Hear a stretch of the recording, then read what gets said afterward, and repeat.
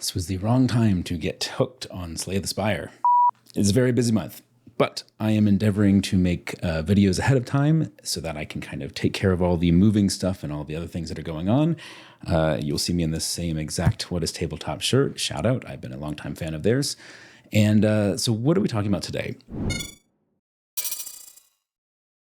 I wanted to post a follow-up to the previous video in the Ship's Log series, which, in case you're sort of not familiar or didn't catch on, this is like a devlog series. So it's not meant to be like, oh, my advice to you or follow this model or anything like that. It's really just what was our journey in designing Blueshiners and how did we come to the decisions that we came to? And then maybe that's helpful to you, maybe it's not. But either way, it kind of incites a lot of cool discussion.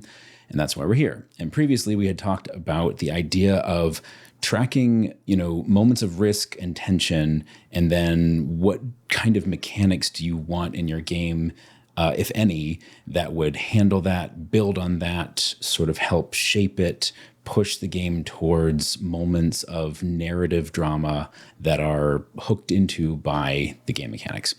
And I had used the idea of a group stealth check as the jumping off point for that, because while it wasn't directly related to the actual mechanics that the video was about, it was actually where my thought process started.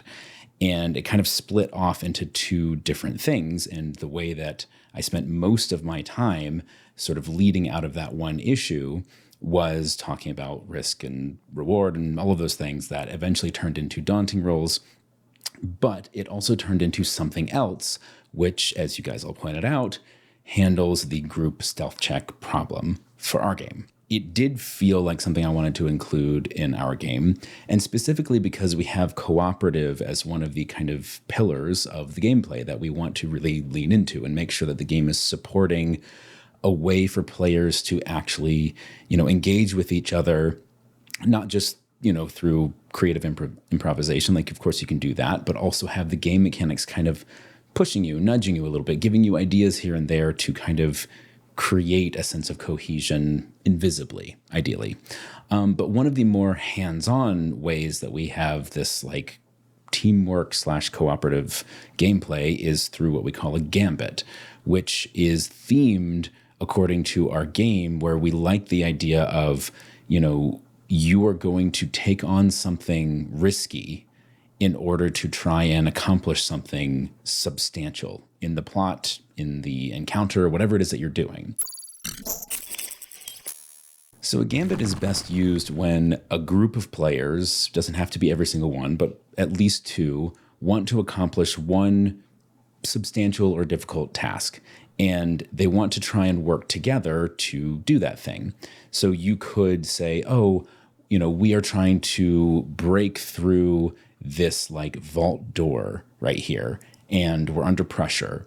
So how can we all do that? Well, maybe one player is the one who's actually kind of trying to like laser torch their way through the door. Like that would be one player, but someone else has a job to do. The other people have other things to do. Are you just going to stand there and watch, or are you going to help? And so we wanted a way for people to help out in the same situation while one important thing is trying to be accomplished. So maybe one of the other players is like, all right, I'm going to go shut down the cameras and buy us a little extra time. One other player is like, I'm going to go barricade the door just in case somebody comes in. You can think of things that just narratively make sense for what's happening. You could even directly support the task at hand, like, you're going to use the torch over there. Well, I'm going to, attach these magnetic clamps over here and pull. So as it starts to weaken, you'll get a seam that starts to tear apart. Like whatever it is you can think of, that would become an ability check, just based on your own abilities and your ideas, and then go do them. And if you're paying attention in the previous video, we would make that a daunting check. So you're counting up to 2 successes, which would be the best result. 1 gives you kind of a middle result, and then 0, of course, is a failure. And then in the context of a gambit, you tally them. So if you get 2 successes, that's +2 to the tally. If you get 0 successes, that's -1 to the tally. And if you just get 1 success in the middle, that's just +1. Tally all the results, and if you're on the positive side, 1 or more, that's a shiny success. You get everything you want. The gambit is a total success. And most importantly, everyone succeeds together. Regardless of what the actual individual roll results are, you create a moment that is larger than any individual and therefore is resolved on the group level. Now, if you get the sort of middle mixed success, we call it a dirty success, where in the case of a gambit, it would just be a null result, a 0. You have some negatives, you have some positives, it all netted out to 0.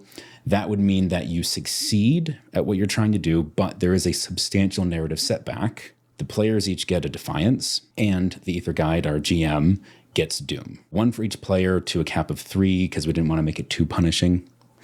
And then if the net result is negative, if too many people failed, so you're at -1 or lower, then you fail.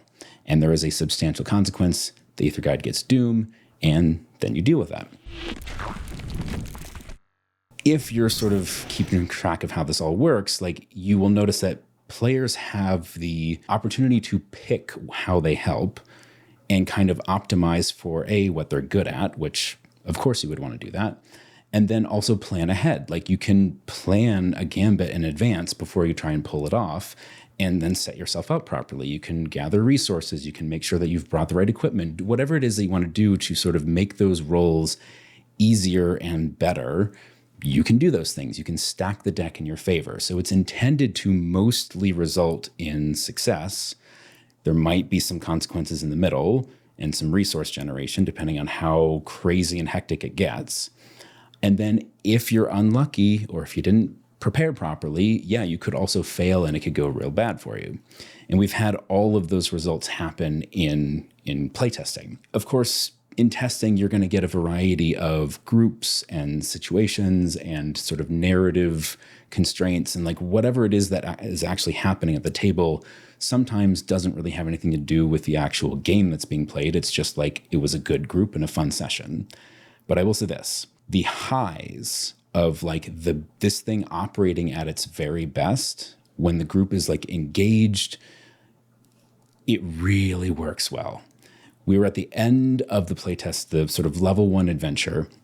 They had just finished this fight. They were kind of limping along, okay in resources, but they had to kind of like figure out, okay, what are we going to do? They were trying to get through a vault door, which is why I used that example. And they came up with a gambit to try and get through, because they realized that there was some level of like explosives that the previous team had kind of placed, and they were kind of like breaking their way in, but it was going to cause an issue. And anyway, it turned into this big momentous thing where one character had to tip the sort of success or failure of the gambit based on essentially our version of portent, and like use that in that one clutch moment, tipped it into a success. Like, it was epic. It was a lot of fun, and everyone at the table was just like buzzing about it. I say table, it was online, but you know what I mean. And then we have also had sort of the middle result, where it was like somebody tried it, it kind of half worked, and they're like, okay, I can kind of see how that, would be useful. Wouldn't want to use it all the time. And I think that's about right. Like, this is not meant to be something that gets used constantly. You might see one per session. I don't know, maybe a couple. It depends on what the group is doing and what kind of adventure they're in. But the point was really to create a structure where you're already supporting what the group wants to do, like what the players have chosen to value. We want to work as a team to do a thing together. And then you create this simple structure where they're still making the same kinds of roles that they would ordinarily be making. They are free to contribute to it both narratively, however they want. The Ether Guide is empowered to like give them edges on their roles if they come up with clever ideas, just sort of off the cuff. Like, all of that is part of painting the picture of this one moment. And then when it resolves, everyone either succeeds together or fails together.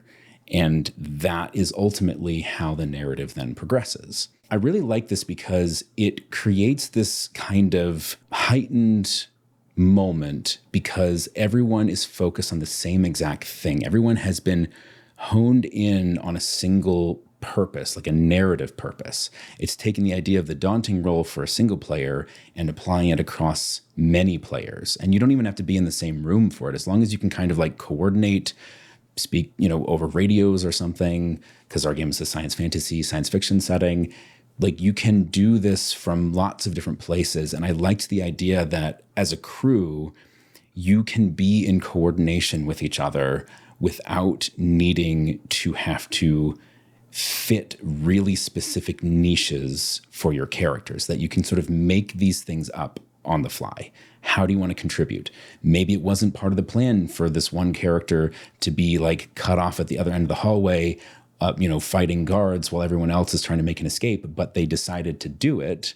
And now that is giving everyone else an edge on their gambit of getting through the door and escaping, whatever. Like you could use this incredibly flexibly. This is, of course, very much like a lot of other types of group roles. I'm not saying we made something wholly unique. I just think that it is tipped in a particular set of ways to fit this game. So what are some downsides of this?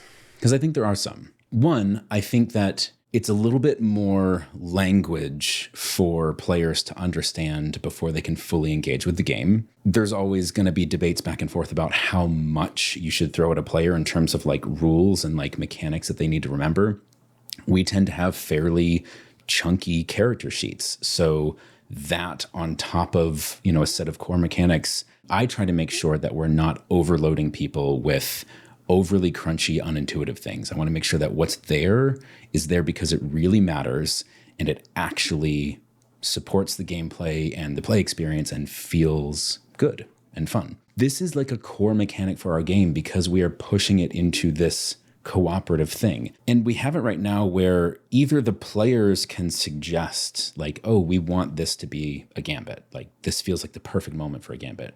Or if the players are doing things that are kind of just lining up to fit naturally into that structure, the ether guide can say, yeah, I think this is a gambit, actually. You guys are all coordinating together and making different checks towards the same thing. Yeah, that's what this is.